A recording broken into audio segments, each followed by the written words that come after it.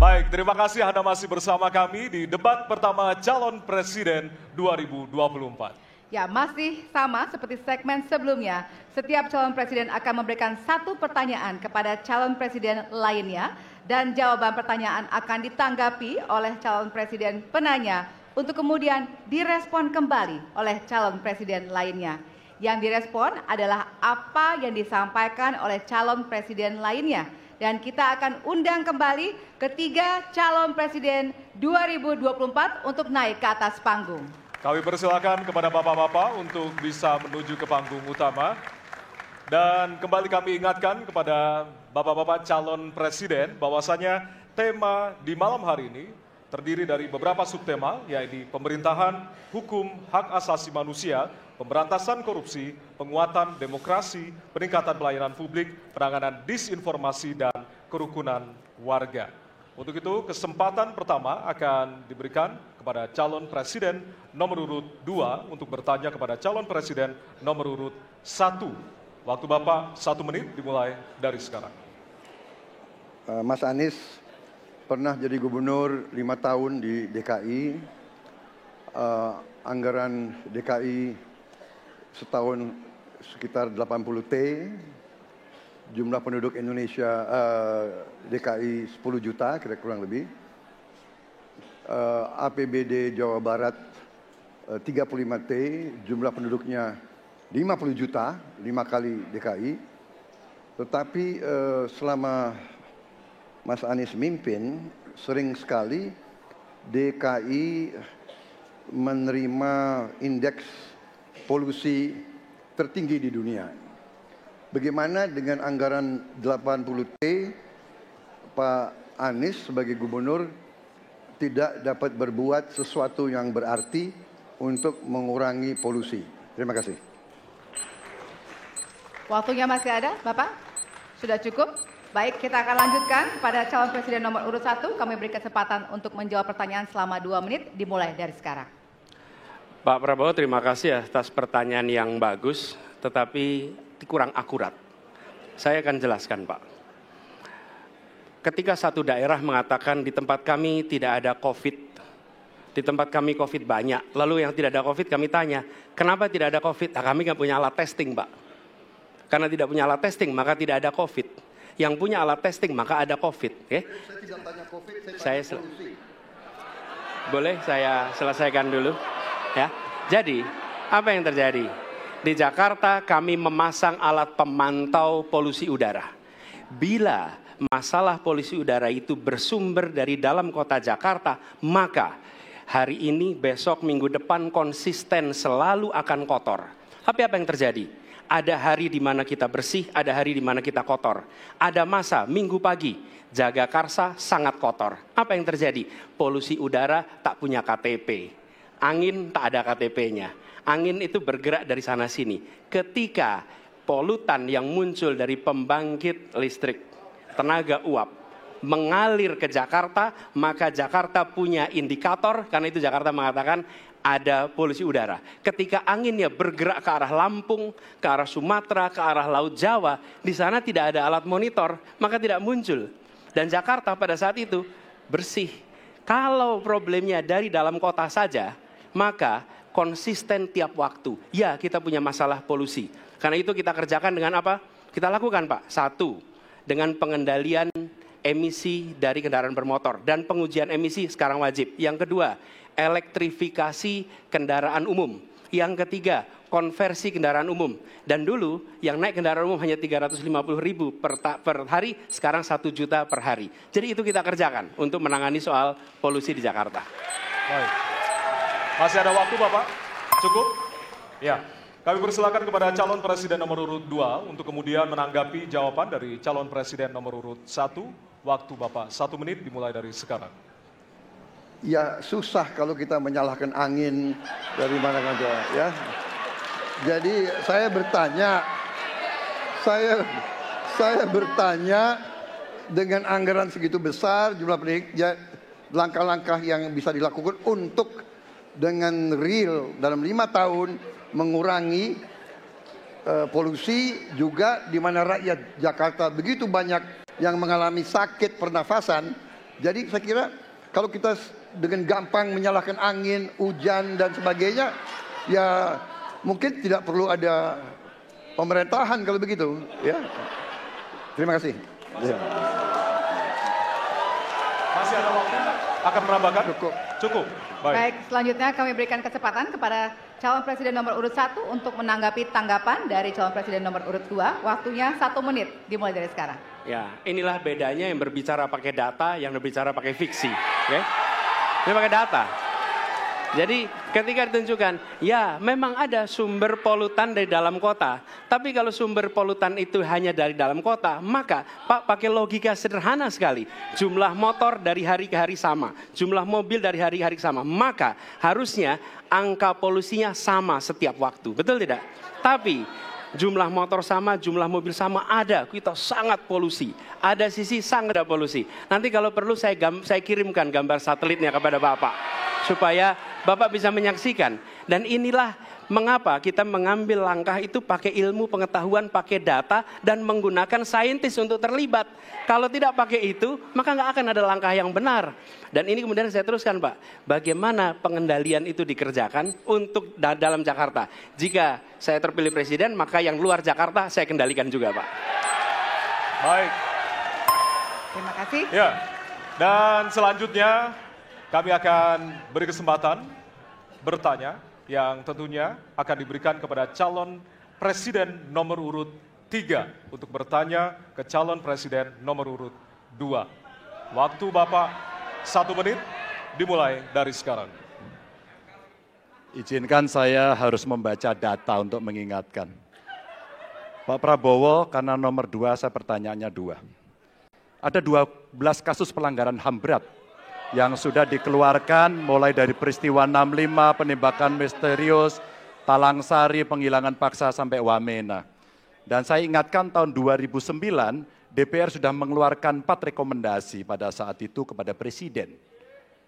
1, membentuk pengadilan HAM ad hoc. Yang kedua, menemukan 13 korban penghilangan paksa. Yang keempat, memberikan kompensasi dan pemulihan. Dan yang keempat, meratifikasi konvensi anti penghilangan paksa sebagai upaya pencegahan. Pertanyaan saja 2. Kalau Bapak ada di situ, apakah akan membuat pengadilan HAM dan membereskan rekomendasi DPR? Pertanyaan kedua, di luar sana menunggu banyak ibu-ibu, apakah Bapak bisa membantu menemukan di mana kuburnya yang hilang agar mereka bisa berziarah? Saya persilakan.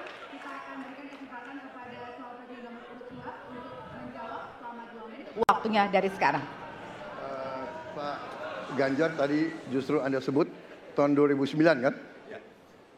Jadi sekian tahun yang lalu kan? Betul. Dan masalah ini ditangani justru oleh wakil presiden Anda. Ya. Ya. Jadi apalagi mau ditanya kepada saya? Saya sudah menjawab berkali-kali, ada rekam digitalnya. Saya sudah jawab berkali-kali. Tiap 5 tahun kalau polling saya naik, ditanya lagi soal itu.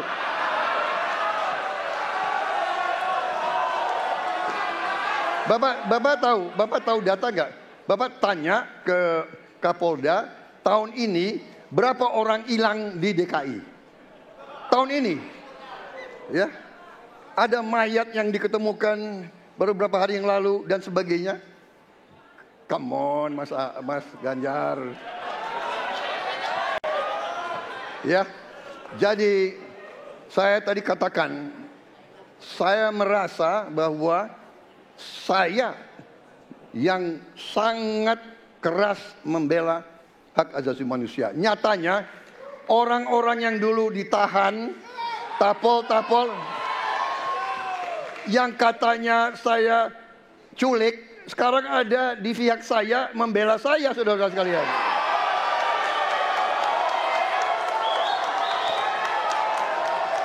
Jadi masalah HAM jangan dipolitisasi, Mas Ganjar, ya. Menurut saya, ya. Saya kira begitu jawaban saya. Masih ada waktu, Bapak. Kedua, Pak. Akan menambahkan? Cukup. Cukup. Baik. Dan selanjutnya kami persilakan kepada calon presiden nomor urut 3 untuk menanggapi jawaban dari calon presiden nomor urut 2. Waktu Bapak 1 menit, dimulai dari sekarang. Prabowo ini punya ketegasan yang luar biasa. luar biasa. Tapi sayang pada dua jawaban ini sama sekali tidak punya ketegasan itu. Kenapa saya sampaikan? Pertanyaan saya sebenarnya satu, apakah kalau Bapak jadi presiden akan membuat pengadilan HAM? Pertanyaan nomor kedua, apakah Bapak bisa menemukan, menunjukkan, membantu pada keluarga agar kemudian mereka bisa berziarah? Dua ini sama-sama tidak dijawab. Maka kalau kemudian saya boleh meminta, kalau saya jadi presiden Pak, saya akan bereskan ini Pak. Agar kemudian dalam kontestasi pilpres berikutnya, ini tidak akan muncul lagi karena presidennya tegas menuntaskan pekerjaan itu pada eranya. Terima kasih. Waktunya masih ada, Bapak? Cukup. Cukup. Baik, kita berikan kesempatan kepada calon presiden nomor urut 2 untuk menanggapi tanggapan dari calon presiden nomor urut 3. Waktunya 1 menit dari sekarang. Loh kok dibilang saya tidak tegas? Saya tegas akan menegakkan hak asasi manusia. Masalah yang Bapak tanyakan agak tendensius. Kenapa yang 13 orang hilang pada saat itu ditanya kepada saya? Itu tendensius Pak Ganjar, ya. Itu tendensius. Dan wakil Bapak yang mengurus ini selama ini. Jadi kalau memang keputusannya mengadakan pengadilan HAM, ya kita adakan pengadilan HAM. Tidak ada masalah. Ya. Baik. Sudah Pak?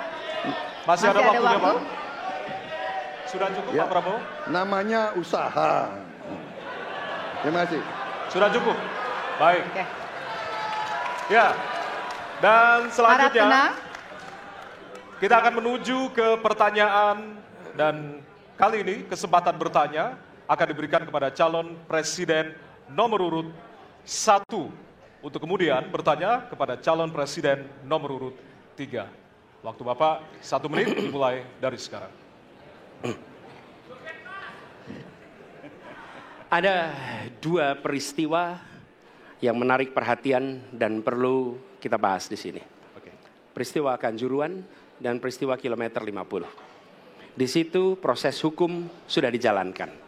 Tetapi rasa keadilan masih belum muncul.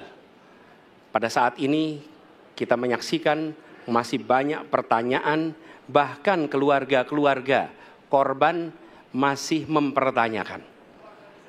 Karena itu saya ingin bertanya kepada Pak Ganjar. Saya posisinya adalah ini harus dituntaskan. Ini harus bisa menghadirkan rasa keadilan. Bukan saja soal legalnya yang sudah diselesaikan. Saya ingin tanya posisi Pak Ganjar di dalam dua peristiwa ini. Terima kasih. Waktunya masih ada Bapak? Sudah cukup? Oh, udah cukup. Baik. Baik. Terima kasih kepada calon presiden nomor urut 3. Kami berikan kesempatan untuk menjawab selama 2 menit. Waktunya dimulai dari sekarang. Terima kasih Mas Anies. Saya kira dua isu itu menjadi public talks. Kanjuruhan. Kita bisa bertemu dengan para pencari fakta. Kita bisa melindungi korban. Kita bisa membereskan urusan mereka dari sisi keadilan korban. Termasuk di kilometer 50. Ketika kita bisa bereskan semuanya, maka kita akan naik dalam satu tahap. Apakah kemudian proses legal dan kemudian mencari keputusan yang adil bisa dilakukan? Jawaban saya, bisa. Jadi dalam pemerintahan ini mesti berani untuk tidak lagi menyandra persoalan-persoalan masa lalu sehingga berlarut-larut. Sehingga apa yang terjadi ketika muncul terus-menerus akan menjadi sensi. Sensi terus, karena tidak pernah ada keputusan. Maka cara-cara ini mesti dihentikan dan kita mesti berani tegas. Kadang-kadang kita juga mesti harus berpikir dalam situasi yang lebih besar. Mari kita ciptakan kembali Undang-Undang KKR. Mari kita hadirkan kembali Undang-Undang KKR agar seluruh persoalan-persoalan pelanggaran HAM itu bisa kita bereskan dengan cara itu. Sehingga bangsa ini akan maju dan tidak lagi kemudian berpikir mundur karena persoalan-persoalan seperti itu yang tidak pernah dituntaskan. Kita harus tuntaskan itu. Baik. Masih tersisa waktunya Bapak? Cukup. Cukup? Baik. Ya, dan kami silakan kepada calon presiden nomor urut 1 untuk menanggapi jawaban dari calon presiden nomor urut 3. Ya. Waktu Anda 1 menit, Bapak. Ya, jawabannya kurang komprehensif karena masalahnya lebih kompleks dari itu, Pak Ganjar. Tapi izinkan saya sampaikan, untuk seperti ini minimal saya melihat harus mengerjakan minimum 4 hal. Satu adalah memastikan bahwa proses hukum menghasilkan keadilan. Yang kedua, ungkap seluruh fakta sehingga kebenaran menjadi pengetahuan semua, termasuk closure bagi keluarga. Yang ketiga, korban, harus ada kompensasi. Clear. Dan yang keempat, negara harus memberikan jaminan bahwa peristiwa-peristiwa seperti ini tidak boleh berulang kembali. 4 harus dikerjakan. Nah, saya kemudian melihat untuk itu bisa dikerjakan, maka kita tidak bisa abu-abu seperti yang tadi disampaikan.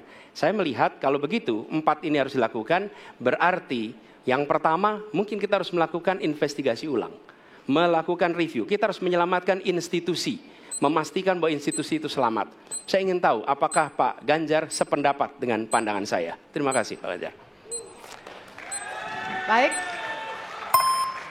Waktunya habis, selanjutnya kami berikan kesempatan kepada calon presiden nomor urut 3 untuk menanggapi tanggapan dari calon presiden nomor urut 1. Waktunya 1 menit dari sekarang. Soal komprehensi atau tidak komprehensif terkait dengan itu selera dan subjektif. Dari 4 hal tadi itu, saya kira hampir semua pelindungan korban dilakukan. Saya sampaikan pencari fakta sudah pernah ada. Kalau kemudian tidak terjadi, tidak boleh terjadi lagi, saya kira itu value yang mesti dicontohkan. Kita kerjakan semuanya. Saya orang yang tidak pernah abu-abu. Hitam, putih, sat-set. Kami tidak pernah ragu-ragu, kami tidak pernah abu-abu, maka kami pun tadi mengklarifikasi pertanyaan kepada pasangan calon nomor 2, karena kami bukan orang yang menunda pekerjaan, menggantung pekerjaan untuk kemudian menjadi komoditas. Saya selesaikan itu. Masih ada waktunya Bapak? Akan Cukup. ditambahkan? Baik. Ya, dan kita berikan apresiasi kepada 3 calon presiden yang tadi sudah berdebat dan saling bertanya di kesempatan malam hari ini, Pak. Ya, selanjutnya kami persilakan kepada Bapak-Bapak untuk kembali ke tempat duduk. Kami persilakan Bapak untuk kembali ke tempat duduk semula. Hadirin, harap tenang, kita akan masih lanjutkan acara. Hadirin harap tenang. Ya. Hadirin harap tenang. Baik. Segmen selanjutnya kita akan mendengarkan pernyataan pamungkas dari masing-masing calon presiden. Untuk itu tetaplah bersama kami di debat pertama calon presiden 2024.